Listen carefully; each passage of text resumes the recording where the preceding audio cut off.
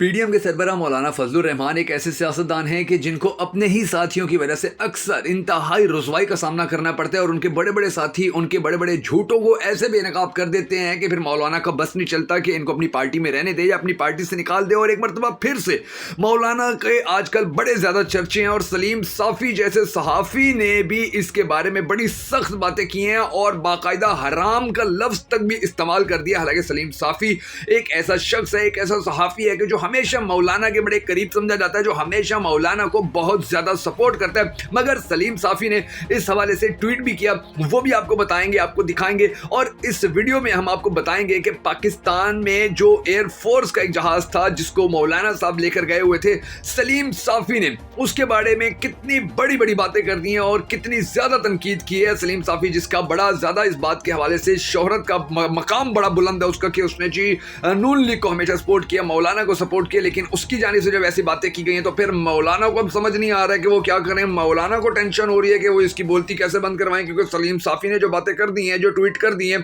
अब वो कभी डिलीट भी नहीं हो सकते हैं। वो ट्वीट अब कभी इधर उधर जा नहीं सकते हैं। वो ट्वीट हम आपको बताते हैं, फिर उसके नीचे जो जवाब आए हुए हैं मौलाना फजलुर रहमान के लिए पाकिस्तानी कौम की तरफ से, यकीन जानिए आपका हंस हंस के पेट में दर्द हो जाएगा कि यार मौलाना साहब को पाकिस्तानी कौम बड़ा धोती है, मौलाना साहब की बड़ी पाकिस्तानी कौम बड़ा मजाक उड़ाती है। अब जो सूरत हाल बनी हुई है, जो सिचुएशन सामने आई हुई है, वो ये है कि अब तक जो मौलाना साहब ने जितने भी केपी के जितने भी बड़े बड़े ओहदे थे वो सारे अपने बेटे को दिलवाने की कोशिश की थी। और इस वक्त सिचुएशन ये है कि पूरे केपी के की इंतजामिया को मौलाना ने अपने घर की लौंडी बना कर रखा हुआ है और इसकी बड़ी मिसालें सामने आ चुकी हैं। यानी कि जैसे सलीम साफ़ी ने मौलाना को धोया, इसकी माजी में मिसाल सामने नहीं आती थी, और जिस तरह अब मौलाना ने केपी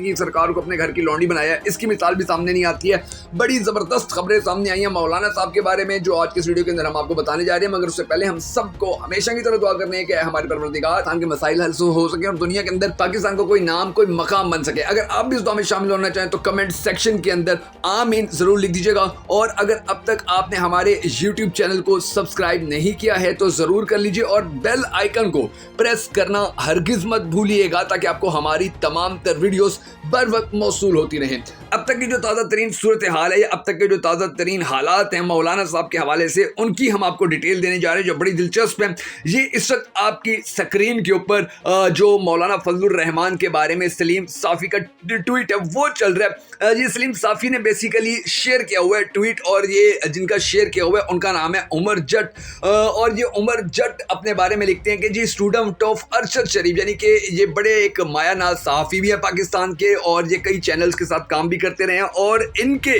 जो ट्वीट्स हैं वो ट्वीट्स देख के अंदाज़ा लगाया जा सकता है कि ये किस तरह से पाकिस्तान का मुकदमा पूरी दुनिया के अंदर लड़ने के लिए काम कर रहे हैं या पूरी दुनिया के अंदर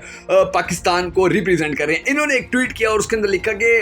ये वीडियो भी मौलाना साहब की लगाई और उसके अंदर लिखा कि जी एयरफोर्स 1 को रक्षा बनाया हुआ है, मुआशी अदम इस्तेहकाम मगर निजी तौरों पर भी रियासती वसाइल का बेदरेग इस्तेमाल हो रहा है, मौजां लगी आने। ये उन्होंने ट्वीट किया और सलीम साफ़ी ने फिर इसको शेयर करते हुए लिखा सेनेटर मुश्ताक की काविशें काबिले तहसीन हैं। यानी कि उन्होंने ये ट्वीट भी किए थे जो आफिया सिद्दीकी के बारे में, लेकिन उसके अलावा उन्होंने जो ये वाला ट्वीट था मौलाना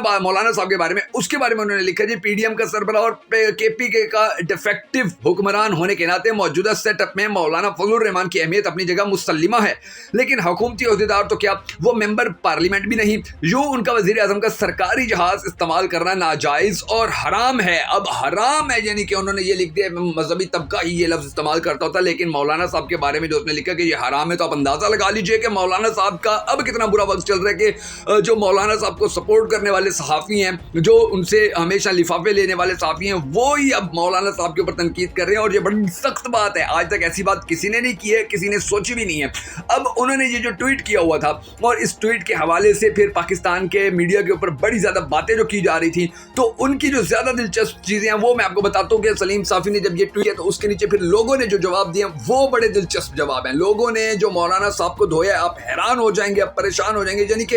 अब मौलाना साहब के लिए कोई दो नंबरी करना भी एक किस्म का ऐसे समझे कि नामुमकिन हो गया और मौलाना साहब को समझ में नहीं आएगा कि वो किस तरह से अपना ये जो मजाक उड़ाया जा रहा है इसको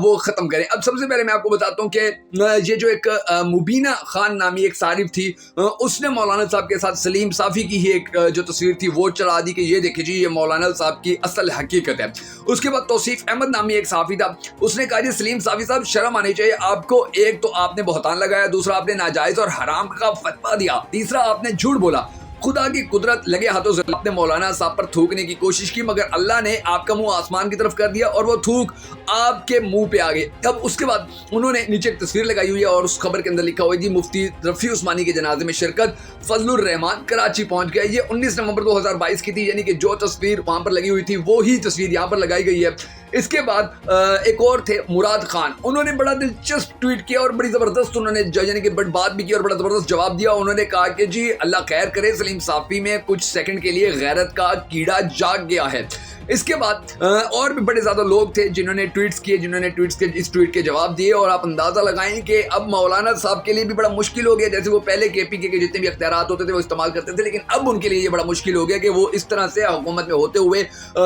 پاکستان کے وسائل کو استعمال کریں اور پھر پاکستانی قوم کو اس کا پتہ نہ چلنے دیں.